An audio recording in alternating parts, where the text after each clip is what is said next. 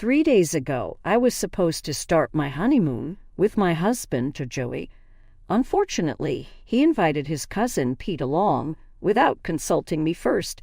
I was really frustrated and ended up not going on the trip at all. Joey and I met through friends and got married a couple of weeks ago after dating for almost 4 years. Our plan was to honeymoon in Italy, but Joey decided to bring Pete along without discussing it with me beforehand. The worst part was Joey's timing.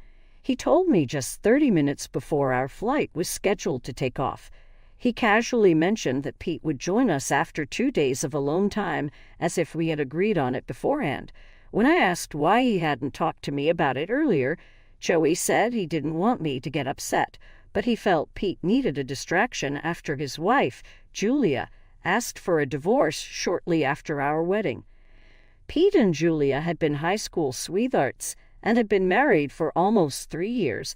Julia's decision left Pete devastated, and Joey thought inviting him on our honeymoon would help him cope. I was upset and told Joey this was not acceptable to me. I insisted he cancel Pete's plans immediately, but Joey argued that Pete needed our support during this tough time. He believed that the 2 days we had alone before Pete joined us should be enough for me. It was really exasperating, and I was very frustrated while talking to him. I just grabbed my things and told him that I didn't want to go on our honeymoon anymore. I told him to enjoy the trip with Pete, and I left almost immediately. He tried to catch up with me, but I made a run for it, took the first cab I found, and went to my parents' house. Since then, I've been staying here and have been very upset about everything. For the past 4 years that I've been with Joey, we've had our ups and downs, but they've always been normal fights that other couples also have. But this was just weird. From what I know, he did end up going on the trip with Pete, and that pissed me off even more. After I left the airport, he kept texting me to come back, saying he couldn't cancel everything because he had already paid and some of it was non-refundable. He didn't want to lose his deposit, so he had to go on the trip. He kept trying to convince me he was doing this to be there for Pete, and even said that after this we'd have a second honeymoon just for the two of us. He wanted me to compromise this one time. What really hurt me was that he decided to spring this on me at the last minute, so I couldn't do anything about it. I thought it was manipulative and dishonest.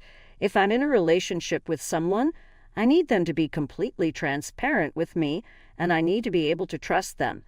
After what he did, I don't think that's possible. So I messaged him last evening, telling him I was going to file for a divorce or an annulment. I just wanted this relationship to be over.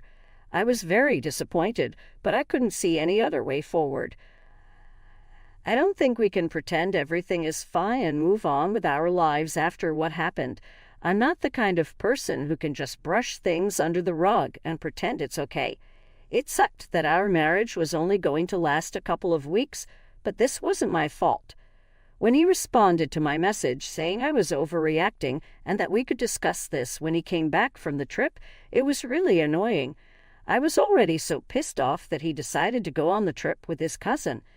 I told him his behavior was unreasonable and he couldn't expect me to forgive him and just move on. I made it clear that I was done with all of this. I just wanted out of this relationship as fast as I could. I planned to wait for him to come back because I couldn't end the marriage without his consent, but I would talk to my lawyer and have everything prepared. Then I blocked him so I wouldn't have to deal with it anymore. I needed peace of mind and time to process all of this.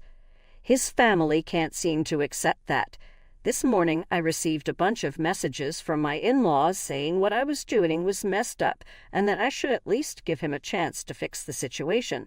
They agree that what he did was wrong, but they thought my decision to end the marriage was an overreaction. Obviously, they would take their son's side over mine.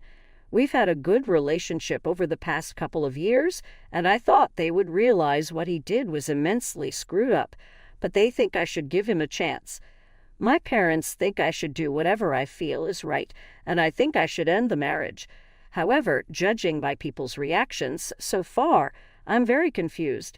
His parents are quite against the idea of us ending our marriage and think we should wait, talk to each other, and come to a conclusion only after having a conversation in person once he returns from his trip.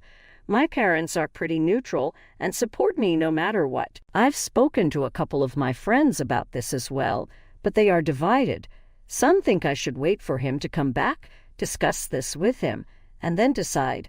Others believe what I'm doing now is the right thing to do. They think I should file for an annulment and get this over with because what he did was not okay. So would I be wrong for ending my marriage because my husband decided to invite his cousin, who's going through a divorce, on our honeymoon? Edit. Many people have asked about Joey and Pete's closeness. They have been best friends since they were little and are very close. However, I still don't think that's an excuse to invite him on our honeymoon and expect me to be fine with it. I had no idea Pete was going through a divorce. In fact, I don't think anyone in the family knew until all of this came out. From what I've gathered, Pete's wife, Julia, had just filed for divorce after we got married, and the proceedings haven't started yet. They will commence once he returns from this trip. Julia and I have never really been friends. We've interacted a few times during holidays, but we don't have much to talk about, so I'm definitely not going to discuss this with her. Many people have also asked who Pete was actually in love with, and honestly, I have no idea. Joey didn't get into that, and I don't think she has specified who it was. If I find out who she's in love with or if she's having an affair, I will update everyone. For now, I've shared all the information I have. I'm not too worried about the financial aspect of the divorce. If we get an annulment, we shouldn't have trouble separating assets, since we've always maintained separate finances and records. We don't have many joint assets, so that should be a pretty easy process. But I don't even know what I'm going to do right now. I'm just trying to process everything, and that's been very difficult. Update 1. Hello. I've spoken to my lawyer and told him I want to get this marriage annulled. It was incredibly difficult to do, but it's been almost a week, and Joey is still blocked. He can contact me in other ways, yet he hasn't. I'd only blocked his phone number so he could still call me.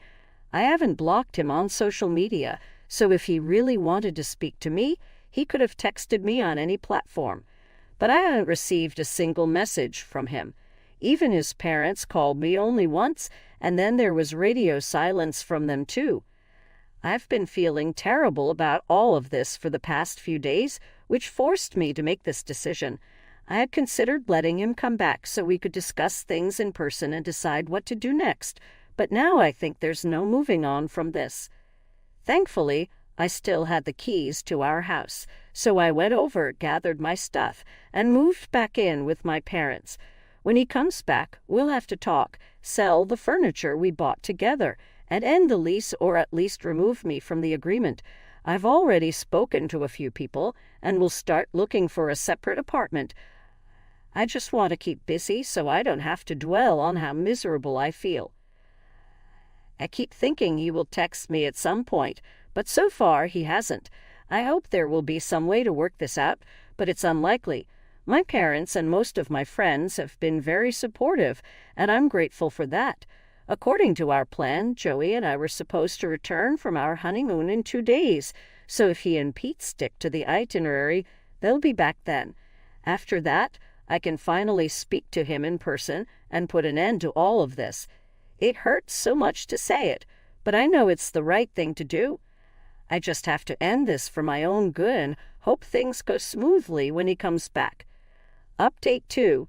Joey and Pete came back from their trip yesterday, according to our itinerary. I know this because after they returned, Joey texted me on Instagram to ask if we could talk. I was working at the time and didn't want to respond, but I was so upset that I ended up replying anyway. I told him that no, we couldn't talk because the time to talk had passed. He had chosen not to contact me for the past week, even though he had screwed up royally and hurt my feelings. I had no interest in speaking to him. I also informed him that I had already spoken to my lawyer, and now that he was back, we could move forward with the annulment. For a couple of minutes, there was no reply from him. Then he told me he was really sorry for not contacting me earlier, but he was just trying to be there for Pete. He said he understood I was upset, but there were a lot of things I didn't know and factors he had to consider. If I just spoke to him, he could explain his reasons. I'm not going to lie, that piqued my interest. If he had reasons, I wanted to know them, even though I couldn't imagine any that would justify what he did. After thinking about it for a while, I told him to come over to my parents' house today. He's supposed to come by this evening, and we can discuss things. I don't think I'll go back to him no matter what, but I deserve some answers. My lawyer dropped off the annulment papers this morning, so even if I don't get a satisfactory explanation, we can still move forward with the process. We were going to have to meet at some point, and I couldn't avoid him forever. I just want to get this over with as soon as possible. Hopefully he has a good explanation, because if he doesn't, it's just going to mess with my head even more. He's going to be here in a couple of hours, so I'm mentally preparing myself for that. Update 3. Joey came by as he said and just left about an hour ago. I'm still reeling from everything he told me. When he arrived, he seemed very awkward and started by apologizing. He admitted that what he did was horrible and that he had broken my trust. He knew it would be very difficult, if not impossible, to repair that, so he wasn't going to force me to come back or beg me to fix things. I was surprised because I had expected him to try to make things work. He explained that Pete had always been like a brother to him, and knowing he was going through a divorce because his wife was in love with someone else, Joey felt really bad for him. That was one reason he invited Pete on our honeymoon, but it was just the tip of the iceberg. The real reason he invited Pete was that the person Julia was actually in love with was Joey himself. When he said that, I honestly thought he was joking, and I didn't know how to react for a few minutes. Then I asked him how he knew, and when he found out, he told me that Julia had confessed to him the night before our wedding. He even unlocked his phone and showed me the text she had sent, and I could hardly believe what I was seeing. From the time I'd known his family, I had always noticed that he and Julia seemed to have a strong platonic relationship. It had never even occurred to me that she could have been in love with Joey because I had always just written them off as friends and nothing more. But that was clearly not the case. When I saw the text, I asked him why he hadn't told me about it. As his fiancé, I should have known that someone in the family had confessed their love for him the night before our wedding. Joey told me that he didn't want to stir up any drama right before the wedding, so he decided not to tell me. I thought that was a lame reason and told him it was a pretty bad idea. He didn't argue with me. He just agreed and said he wasn't thinking straight and was trying to avoid drama at any cost. On the day of our wedding, after the ceremony was over, he decided to speak to Julia in person. He took her aside for a few minutes during the reception and asked if she meant what she said in the text. When she confirmed it, he told her she had to leave Pete because she was wasting his time if she didn't love him. He said Pete deserved better. Joey told her that if she didn't tell Pete, he would. They had an argument because Julia didn't want to tell Pete. She believed that since Joey wasn't going to leave me for her, it seemed like a waste to tell Pete and leave him. She was at least content with Pete, even if she wasn't completely happy. Joey told her she was being disgusting and needed to leave Pete if she didn't love him.